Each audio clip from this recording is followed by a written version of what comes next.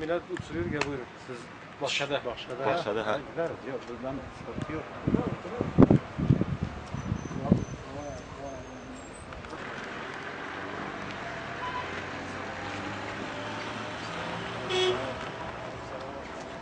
فالشكر يا رب تدام الرسول البيبي دين إسلام كر قبل البرنر كاهته أمريكن بجفر جاهته Peygamberim Aleyhissalatu Vesselam ilk defa her salı gizli davede avliçi vekiliye Darul Erkam vekiliye Darul Erkam'da çıtkir Darul Erkam'da insan daveti bal iman etkirin.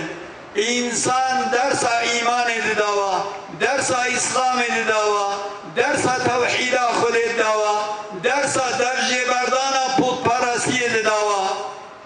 Yani ve kindariya şef dermane ve disa Kur'an-ı sünnete. Urfu adeti fatçi me Müslümanacı kanunu nizama me Kur'an-ı sünnete.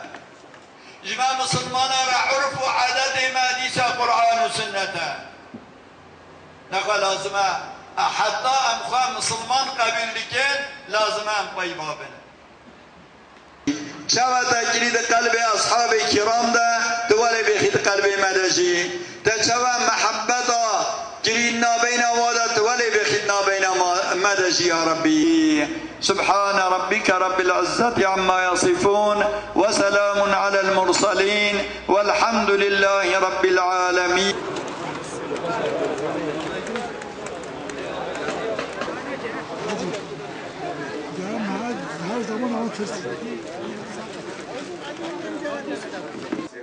Ondan sonra yani dersa hayat-ı Peygamber Aleyhisselatü Vesselam siyere, fakıha, ondan sonra ticaret ahlakı bu esnafa, ticaret nasıl yapılır, ahlak-ı Peygamber Aleyhisselatü Vesselam yani ticaret şanşiyeti falan. Allah nasip ederse inşallah bundan sonraki süreçte uygun görülen yerlerde bu tür derneklerin temsilciliklerinin açılması Allah'ın izniyle inşallah hayırlara vesile olur. Özellikle bu toplumumuzun Kur'an ve sünnet ışığında yetişmeleri, bu bağlamda Allah'ın izniyle inşallah daha da güzellikler ortaya konulacaktır. Hem maddi hem manevi yöndeki olan eksikliklerin giderilmesi, özellikle bizim bu konuda çalışmalarımız buna yöneliktir. Tabii köylerde olsun, gerek ilçelerde olsun, cami, medrese, ondan sonra yol çalışmaları, asfalt çalışması olsun, eksiklerin giderilmesi ve kamuoyuyla paylaşılması, valilik olsun, kaymakamlık olsun, bunlarla hasbihal olup bu sıkıntıların özellikle bu köyde, beldelerde, ilçelerde olsun sıkıntıların giderilebilmesi için bunların gazete kamuoyuyla paylaşılıp bunları bir nebze de olsa dertlerine bir nebze de olsa yardımcı olmaktır.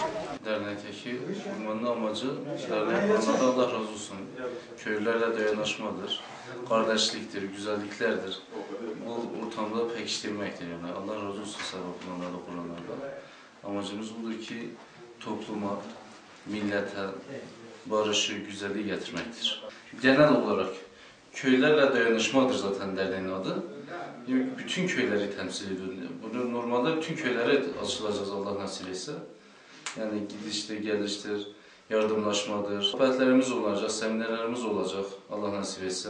Köylerle özellikle hayvancılıktır, tarımdır. Bunlarla ilgili seminerler düzenleyeceğiz Allah nasip etse. Yani gereken milletin sıkıntısı neyse özellikle o konu üzerinde duruyoruz. Vatandaşımıza yardımcı olacağız Allah nasip etse. Olmazın ki sen boşa, mutfakta yarıcı boşa, bu herkesi dinlemeye çalışır. Olmazın ki